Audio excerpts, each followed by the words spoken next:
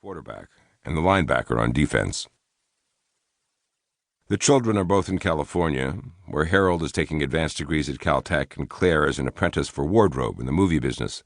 We talk on the phone to them for about an hour every Sunday. You wonder how a girl from the Upper Peninsula could end up working on movies, but that's the way the world goes these days. Claire got this interest from her step-cousin Kenneth, who doesn't like his name and just goes by the letter K. He's Polly's son and is a crazy bastard, but I like him. Years ago, Kay would ride his bicycle all the way 200 miles from Marquette to Sault Ste. Marie for a visit. Harold is more like his Uncle David. Mathematics is enough for Harold, although he's interested in botany. He's a big, strong young man, but finds people confusing. Harold and Clara have an apartment together in Los Angeles and look after each other like a brother and sister should. Why I say Harold takes after David is because when I read David's rundown of what his family did in the Upper Peninsula for 100 years, I was puzzled. It was published in the Sault Ste. Marie newspaper, among others, and I was proud that a relative knew so much, but there weren't any real people in it. I like the stories with people myself. I mean, he told the story of the bad details of the logging and mining his ancestors were involved in, but not the actual story of the people who owned the logging companies and mines and the working people. I'm not being critical. I just prefer stories. Of course, I've got a foot in both worlds. My dad figured I'm over half Chippewa. In fact, I'm due benefits from the tribe for my sickness, but Cynthia has some money salted away, and we figure tribal money should go to the folks who really need it. Let's go back to the first Clarence. I remember when I first heard the story from my dad when I was a kid, and I worried about the hardship. Here was this boy, only 13, being kept in a root cellar, who after he escapes sees his real father only half an hour, and then he's gone to the northeast riding a big draft horse toward a future.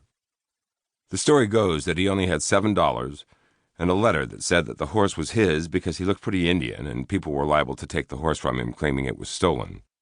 I said all these worries to my dad, and he said, "Life is real hard for some folks." But then he added that riding off on that horse was likely a good feeling for his grandfather compared to losing his mother and being trapped in a root cellar. So maybe it wasn't too bad to be him on a draft horse riding east. For instance, I'm real sick right now, but I've been able to live with it except for a few times when it got out of hand. Back in high school, when I ran track or played football, you were likely to get a cramp. With this disease, at times, you are a cramp. Your whole body seizes up so that even your mind seems inside a cramp. You're all cramp, pure and simple. That's why Kay goes with me when I feel good enough to take a walk. I'm too big for anyone to carry, but Kay can go for help. When I was a kid of 8 or 9 years and first listened carefully to the story of the first Clarence, I was upset when Dad said that he rode his horse through fields so wide out on the prairie that you couldn't see across them. This fact upset me for a few weeks because I couldn't imagine such a landscape. In most places in the Upper Peninsula, you can't see very far because of the thickness of the forests, and that's why it's a relief to be in the hills along the coast of Lake Superior, where you can see a long ways. When I finally questioned my dad about these fields with no end to them, he said there's something like Lake Superior, which you can't see across to the other side in Canada. This all became clear to me when Cynthia and I took the kids on a camping trip out west years ago. Cynthia explained that in 1871, when Clarence began his trip, there weren't many trees in western Minnesota and the eastern Dakotas except for cottonwoods along the creeks and rivers.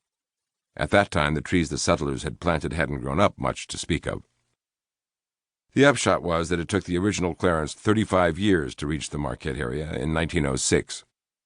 His first try heading east frightened him because by late September in 1871 and early October, every morning the sun rose red and the world was full of smoke.